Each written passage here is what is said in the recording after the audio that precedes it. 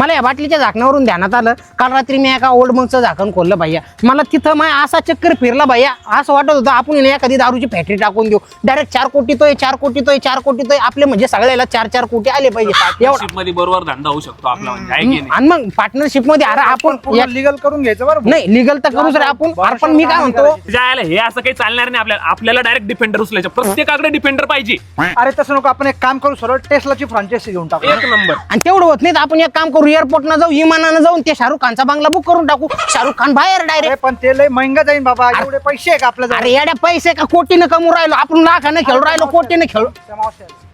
भाऊ काही ऐका रे दादा, तो लेकरा बाळाला आशीर्वाद लागन, तो चांगला लवकर लग्न होईन भाऊ, चांगला सुखी संसारात राहशील. काही 10-5 मदत करा भाऊ. नाही आजी लग्न झाले काही नाही माझ्याकडे. निदान चाहत आहे पाजा. नाही फोन पे.